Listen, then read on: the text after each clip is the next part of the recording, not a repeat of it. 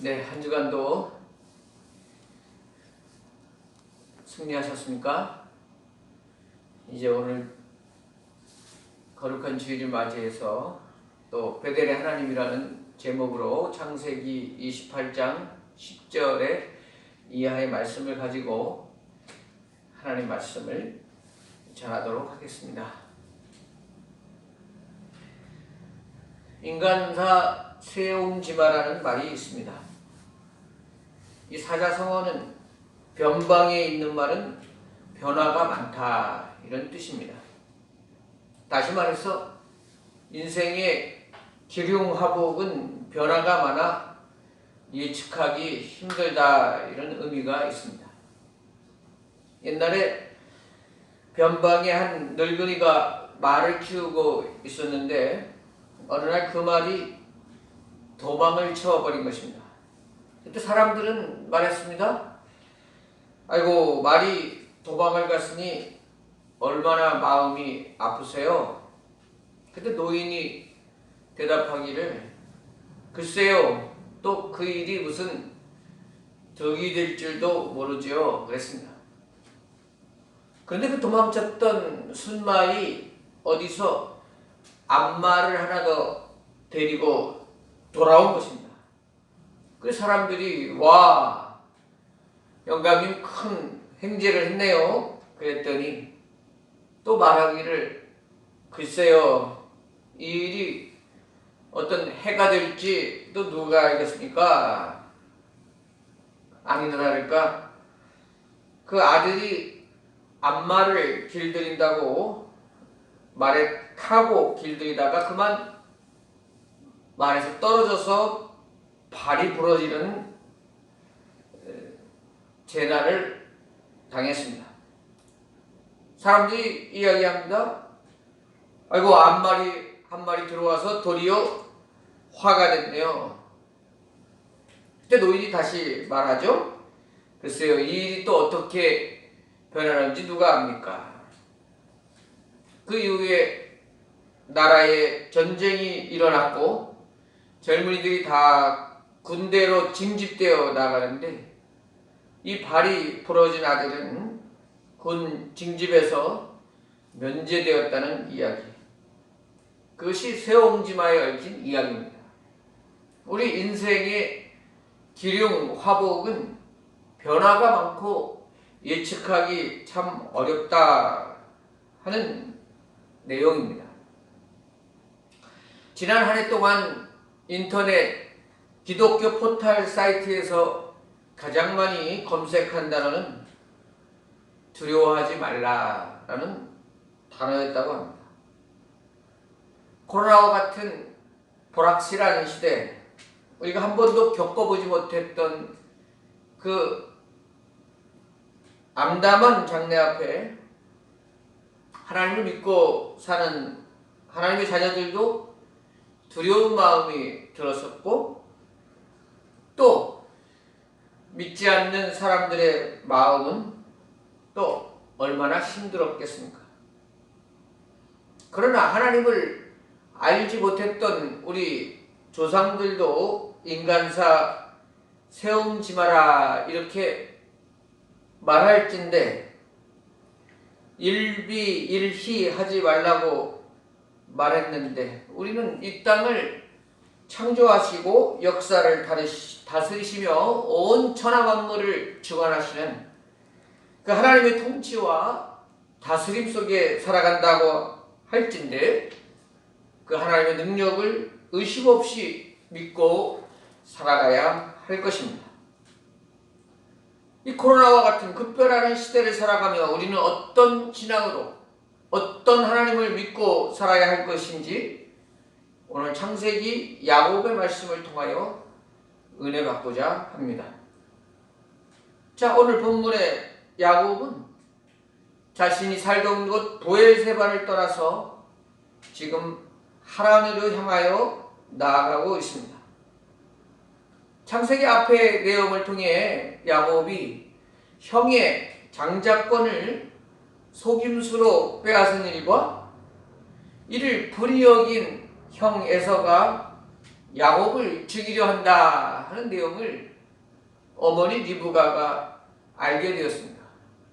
그리고 야곱에게 전해주며 빨리 피해 갈 것을, 형에서의 복수를 피해서 외삼촌 집 라반의 집으로 하란을 향하여 길을 떠나라. 그래서 지금 야곱은 길을 떠나고 있습니다. 야곱에 비해서 에서는 힘도 셌을 뿐 아니라 들사람처럼 다혈질적인 성격을 가졌고 혈기가 있는 사람으로, 야곱도 또 어머니도 단지 앙심만 품은 게 아니고 그 복수를 실행할 수 있는 그런 의지와 그런 분노를 가지고 있는 말이라는 것을 잘 알기 때문에 그렇습니다. 그래서 야곱은 오늘 본문에 도망친 것입니다. 여러분도 그렇고 저도 그렇지 않겠습니까? 사실 우리가 어떤 사람이 우리를 죽이려고 마음뿐 아니라 그 계획을 가지고 있다. 그러면 정말 어찌 잠인들 오겠습니까? 두려운 마음에 안절부절 못하는 것이 보통 사람의 모습입니다. 야곱은 지금 하란을 향하여 얼마나 죽을 힘에 다해 도망쳤는지, 지금 루스, 이제 베델이라는 곳으로 이름이 바뀌지만 루스에 이르러서 그 거리가 부에서바에서 65km 떨어진 것입니다. 당시에 평탄한 길도 아니고 광야길을 65km, 150리가 넘는 길을 하루에 달려간 것입니다. 그러니 얼마나 기진맥진할 정도로 힘이 빠졌을 것이고, 얼마나 야곱이 형의 복수를 두려워했는지 그 마음을 짐작할 수 있는 대목인 것입니다. 그리고 이제 더 이상 나아갈 힘도 없습니다. 앞도 캄캄하여 이제 길도 찾기 어렵습니다. 거의 탈진한 상태가 되어 멈춰선 곳이 루스입니다. 그리고 옆에 있던 돌을 베개 삼아 들어누웠습니다. 자, 이렇게 들어누워 눈을 깜빡거리고 있는 이 야곱의 심정이, 그 마음이 어떠했겠는가 한번 상상을 해보시기 바랍니다. 얼마나 답답하겠습니까? 천지에 얼마나 무섭겠습니까? 광야에 들짐승들이 몰려올 수도 있고, 또 얼마나 피곤했으며 주위에 아무 소리도 들리지 않는 그 적막함은 얼마나 깊었겠는가 하는 것입니다.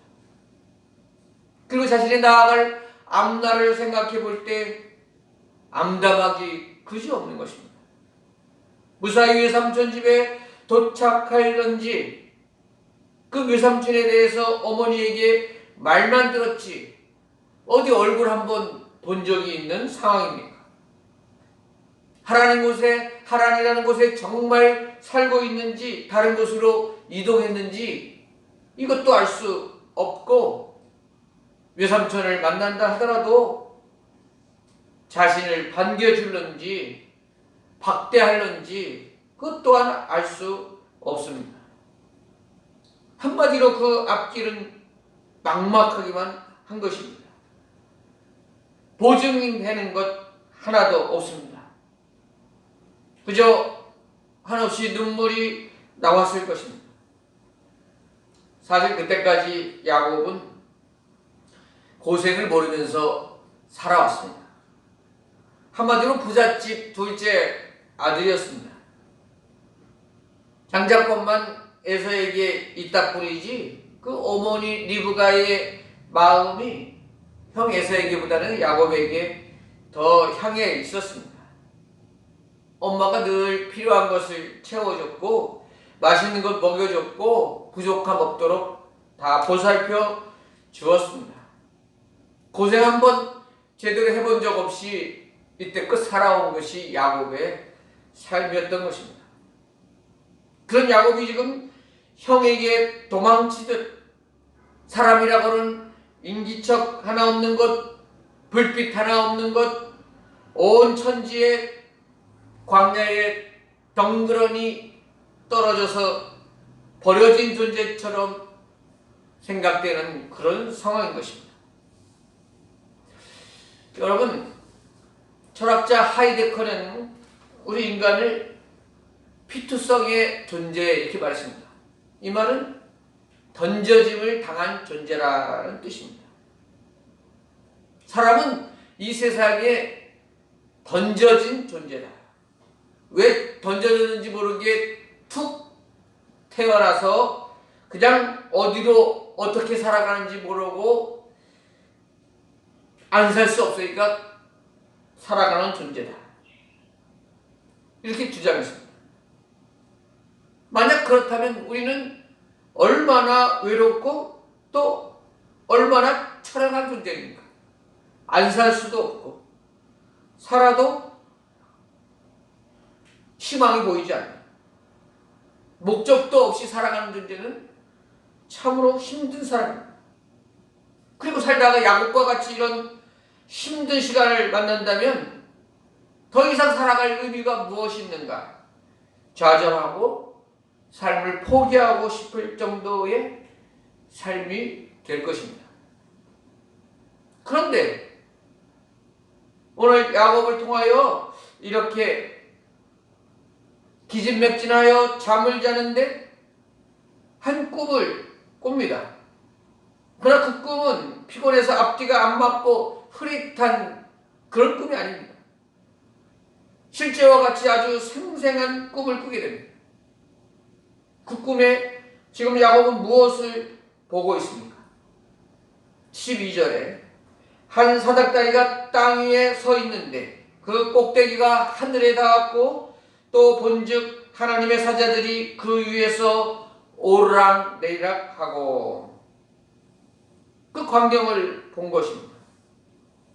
사닥다리를 보았습니다. 사닥다리가 여기서 무엇을 의미합니까? 사닥다리는 위와 아래를 연결하고 있습니다. 땅과 하늘을 이어지고 있는 도구가 사닥다리입니다. 사닥다리는 하늘로 올라갈 수 있는 계단인 것입니다. 사람들은 어쩌면 다 자기 나름대로의 사닥다리를 세우고 올라가고 있는 존재인지도 모르겠습니다. 사람들은 더 높은 곳으로 올라가야 된다. 남들보다 더 높이 올라가야 된다. 그래야 그곳에서 행복이 있다. 그곳에 참된 만족과 안정이 있다고 생각합니다. 그 다른 사람보다 더 경쟁해서 앞서가야 된다고 말합니다. 더 많이 공부해야 된다고 말합니다. 무시당하지 않으려면, 내 뜻을 펼치려면 더 많이 가져야 된다. 더 많은 사람을 알고 인정받는 삶이 되어야 된다. 부단히 사닥다리를 올라가고 있는 것입니다. 어떤 사람은 하늘의 자리까지 올라가려고 합니다. 만족감이 없습니다. 끝까지 올라가려고 합니다. 돈을 소유했어도 만족감이 없습니다. 이만하면 됐다 말하지 않습니다. 끝까지 추구합니다. 그래서 돈이 만번 신의 자리까지 되는 것입니다. 어떤 사람은 자신의 명예를 하나님 자리까지 올라가서 무슨 예능의 신이니 축구의 신이니 무슨 신이 신으로 추앙받는 자리까지 올라가기를 원하는 사람도 있습니다. 하나님 앞에서 하나님을 인정하지 않는 삶은 낮아질 줄도 모르고 만족할 줄도 모르고 겸손할 줄도 모르고 욕망이 끝도 없이 한도 없이 더 가지려고 하고 더 높아지려고 하고 더 앞서가려고 하는 인생이 하나님 없이 사닥다리로 올라가는 인생입니다. 그러나 그렇게 해서 올라가면 행복이 있습니까? 만족이 있겠습니까? 그렇지 않습니다. 올라가면 올라갈수록 더욱 공허한 것입니다. 오르면 올라갈수록 더욱 외로운 것입니다. 가서 이제 혼자 우뚝 서 있으면 더욱 허무함이 느껴지는 것입니다. 아무리 높이 올라가도 그곳에서는 참된 만족이 없는 것입니다.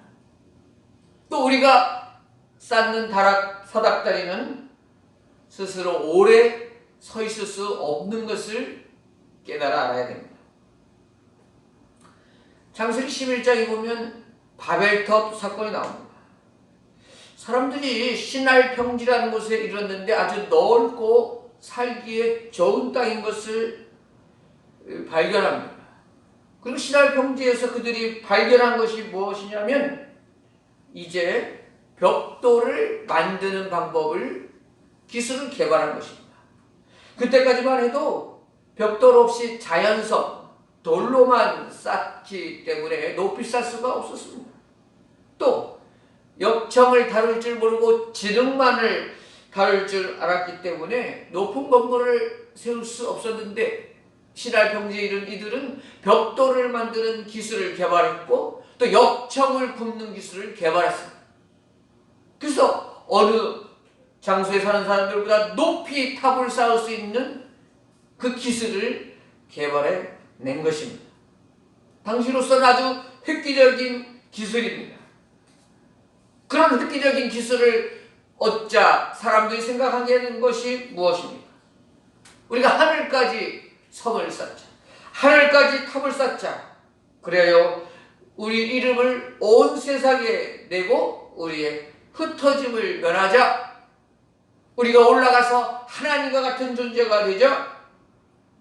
이것이 바벨탑 사건이고 하나님 없는 사람들의 본연의 모습인 것입니다. 사람들은 이렇게 조금 기술이 생기면 교만해집니다. 조금 남들보다 잘나고 지식이 있으면 무엇인 할 것 같은 지적 교만이 싹틉니다.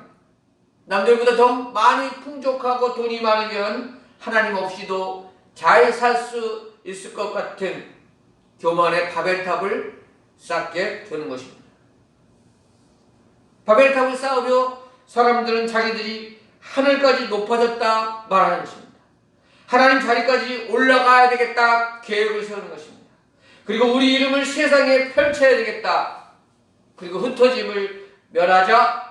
우리의 힘으로 이 지상의 천국을 만들자. 이것이 인간사 이제까지 내려온 사람들의 생각인 것입니다.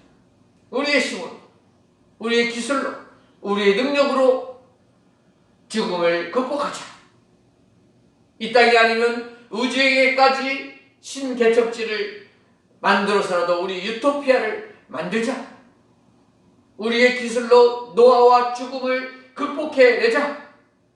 그래서 이 땅에서 천년 만년 지상 천국을 만들고 살아가자. 이것이 사람들의 생각입니다.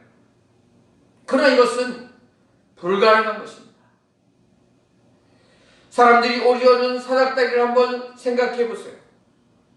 사닥다리의 핵심은 누가 잡아주는 사람이 없으면 오래 버틸 수 없다는 것입니다. 한순간에 쓰러지고 맙니다. 바벨탑이 우리에게 주는 교훈이 있지 않습니까? 사람들이 하늘과 같이 높아지려고 할 때, 올라가고자 할 때 하나님께서 개입하십니다. 그들의 언어를 혼잡하게 하십니다. 그래서 탑을 쌓지 못하고 지면에 흩어지게 만드십니다. 인간들의 힘으로 유토피아를 건설하는 것은 불가능하다는 것을 보여주고 계신 것입니다. 우리는 우리가 쌓은 사닥다리가 아니라 하늘로부터 내려온 사닥다리가 필요한 사람들입니다. 우리 인생 사닥다리는 홀로 서 있지 못합니다. 하늘로부터 내려온 사닥다리, 하늘과 땅에 잇대어 있는 그 사닥다리는 결코 흔들리지 않습니다. 결코 쓰러지지 않습니다. 하나님께서 견고히 붙들어 주시는 사닥다리가 되기 때문에 그렇습니다. 자, 오늘 사닥다리에 야곱이 본 사닥다리에 누가 오르락내리락 하고 있습니까? 주의 사자들, 즉 천사들이 오르락내리락하고 있는 광경을 보게 됩니다. 이것은 무슨 의미일까요?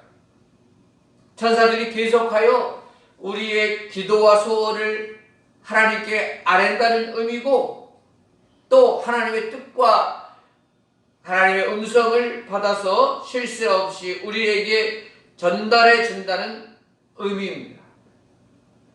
천사들이 오르락내리락하는 사닥다리는 끊임없이 하나님과의 소통과 교제가 이루어진다는 하늘의 사닥다리라는 의미인 것입니다. 자, 야곱은 꿈에서 이 사닥다리를 보며 무엇을 깨달았습니까? 야곱은 이제까지 인생의 주체가 자신이라고 생각해 왔습니다. 자기는 둘째 아들로 태어나 장자권이 없으니 어떤 수를 써서라도 내 힘으로 장자권을 빼앗아야겠다 생각해서 아버지와 형을 속였습니다. 어떻게든 내 힘으로 이루려고 발버둥 쳐왔는데 이제 보니 아니더라는 것입니다. 하늘의 사닥다리를 보며 나는 하나님의 은혜로 살아가는 존재이구나. 하나님의 선물로 살아가는 존재이구나. 하나님께서 개입하셔서 살아온 인생이구나. 이 사실을 깨닫게 된 것입니다. 또한 사닥다리에서 천사들이 오르락내리락하는 것을 보면서 이 광야 같은 험하고 고독한 곳에서 나 혼자만 덩그러니 던져진 존재가 아니었구나. 하나님께 드리는 내 기도와 한탄과 푸념까지도 다 천사들이 하나님께 운반하고 있었구나. 또 하나님께서 내게 응답과 위로와 힘을 계속해서 하늘에서 부어주고 계셨구나. 나는 비록 이런 광야에 홀로 누워 있지만 나 혼자가 아니었구나. 이것을 강하게 느끼고 고백하고 있는 시간이라 하는 것입니다. 그렇습니다. 우리가 살다 보면 이런 코로나 상황을 만날 수도 있고 또 개인적으로는 더 힘든 시간을 보낼 수도 있습니다. 살 소망까지 끊어지는 자리가 될 수도 있습니다. 그러나 광야에 홀로 쓰러져 있는 야곱처럼 그저 눈물만이 흐를 수 있는 그런 시간이지만 오늘 하나님의 말씀을 통하여 우리들이 기억해야 될 사실은 그 아무도 없는 광야 한복판, 그 죽을 자리가 나 혼자만의 시간이 아니요, 하나님의 사닥다리가 있고 하나님의 천사들이 끝없이 오르락내리락하는 자리요, 하나님의 음성이 들려오는 자리요, 하나님이 간섭하고 있는 자리라 하는 것입니다. 사랑하는 여러분, 우리가 폐기물처럼 폐품처럼 숨도 못 쉬고 몸도 못 움직이고 겨우 헐떡거리는 인생이 된다 할지라도 그곳에서는 여전히 하나님과의 영적인 교제가 이루어지는 자리고 사명이 끝난 자리가 아니라는 것입니다. 우리 생명이 다하는 날까지 하나님의 영적인 교제가 이루어지는 자리고 하나님이 함께 하시는 자리고 하나님과 교통이 이루어지는 그것이 바로 우리의 생명의 자리인 것을 기억할 수 있기를 바랍니다. 하나님 오늘 13절 말씀에 하나님께서 말씀하십니다. 여호와께서 그 위에 서서 이르시되 나는 여호와니 너의 조부 아브라함의 하나님이요 이삭의 하나님이라. 네가 누워있는 땅을 내가 너와 네 자손에게 주리니. 15절 내가 너와 함께해서 내가 어디로 가든지 너를 지키며 너를 이끌어 이 땅으로 돌아오게 할지라. 내가 네게 허락한 것을 다 이루기까지 너를 떠나지 아니하리라. 아멘. 야곱은 하나님의 약속의 말씀을 들었습니다. 그리고 그 말씀을 믿었습니다. 잠에서 깨어난 야곱은 그 누웠던 자리 그곳에 베개를 가져다가 기둥을 세우고 그 기름을 붓고 제단을 쌓습니다. 그리고 그 이름을 루스에서 베델이라 고쳐 부릅니다. 벳엘, 이 뜻은 하나님의 집, 이런 뜻입니다. 아, 하나님께서 여기 계시구나. 이곳이 하나님의 집이구나. 16절 고백처럼 여호와께서 과연 여기 계시거늘 내가 알지 못하였도다.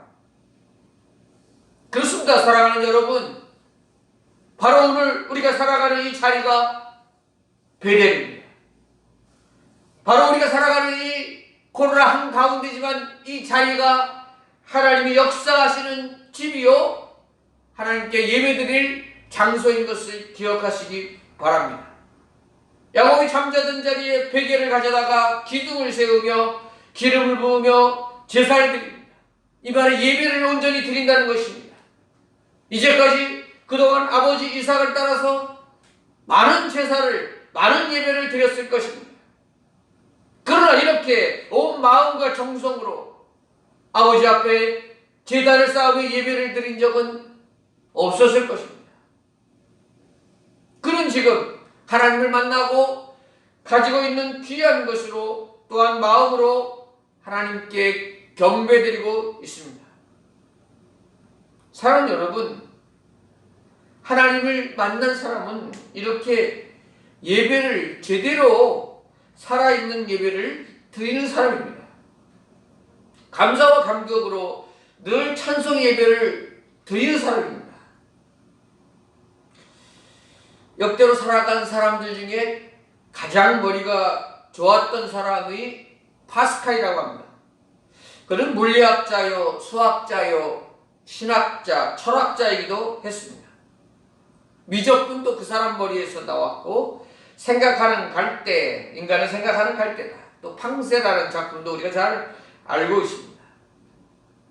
그렇게 뛰어난 머리를 가졌던 그지만 그가 죽고 난 이후에 그의 못을 보니까 그 코트 안쪽에 이 한 노트를 실로 박아서 봉해 놓은, 늘 꺼내볼 수 있는 노트를 집어넣을 수 있는 주머니를 만들어 놨는데, 그 노트를 내가 무엇이 써있나 알고 봤더니 오늘 야곱이 하나님을 만난 것 같은 그 몇 시간 동안 하나님과의 만남이 있었던 그 순간순간의 그 감정들을 기록해 놓은, 하나님께서 어떻게 자신을 만나 주셨는지 그 감격을 적어 놓은 노트, 평생을 그 노트를 가지고 다니면서 그 하나님과의 그 만남, 교제를 잊어버리지 않으려고 애썼던 사람이 바로 파스칼이었던 것입니다. 사랑하는 여러분, 오늘 베델의 하나님을 야곱이 경험한 것처럼 여러분의 예배의 자리가, 여러분의 신앙의 자리가 그런 하나님과의 깊은 만남과 감격의 예배 장소가 될 수 있기를 축복합니다. 우린 생각하기를 하나님이 설마 이곳에는 안 계시겠지, 지금은 역사 안 하시겠지. 그러나 그 생각하는 그곳에 하나님이 기다리고 계십니다.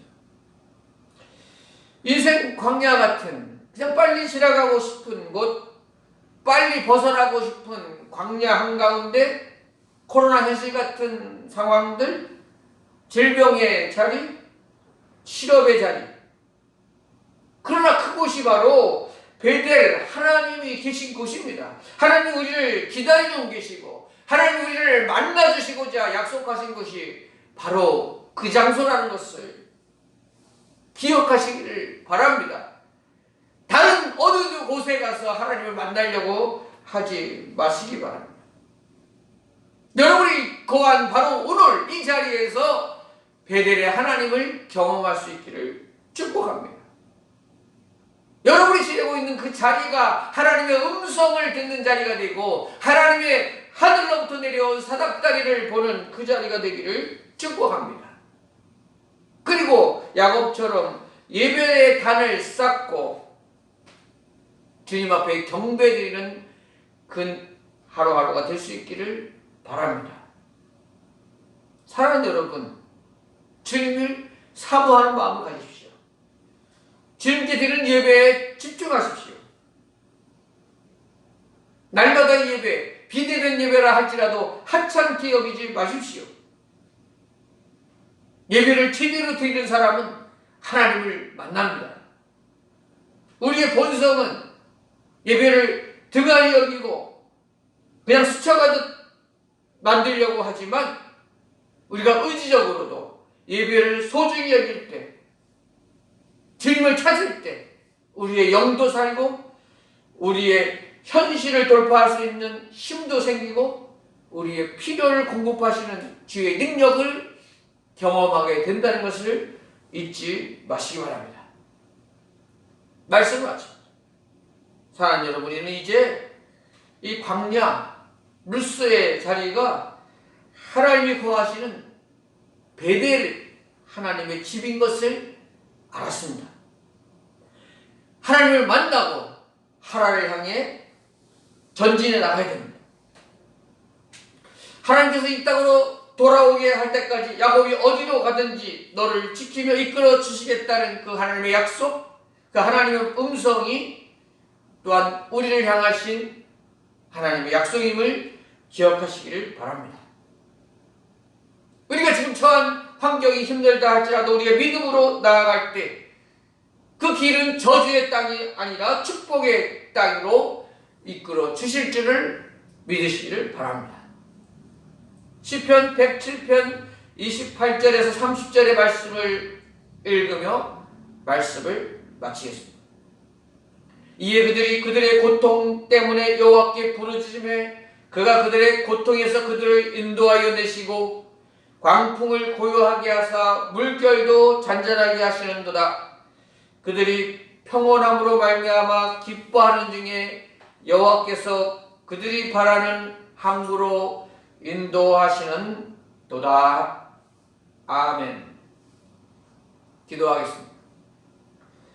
오늘도 베델의 하나님 되시는 아버지 하나님, 우리가 살아가는 이 시대 이곳이 바로 하나님이 거하시는 집이요 하나님께서 우리와 함께 하시는 베델임을 깨닫게 하심에 감사를 드립니다. 하나님, 그 믿음으로 살아가게 하시고 그 믿음 가지고 앞길이 투명하지 않지만 하나님을 향하여 힘차게 나아가는 저희들 되기를 원하옵나이다. 하나님 아버지, 야곱이 잠깨어 하나님께 제단을 쌓았듯이 우리가 머무는 이곳 이 삶의 자리에서 참된 예배자로 영과 진리로 예배드리게 하여 주시옵시고, 코로나19로 저희들이 힘든 시간을 지나고 있지만 우리들이 하나님께서 우리를 이끄시되 소원의 항구로 인도하실 줄을 믿고 따라가는 저희들 되게 하여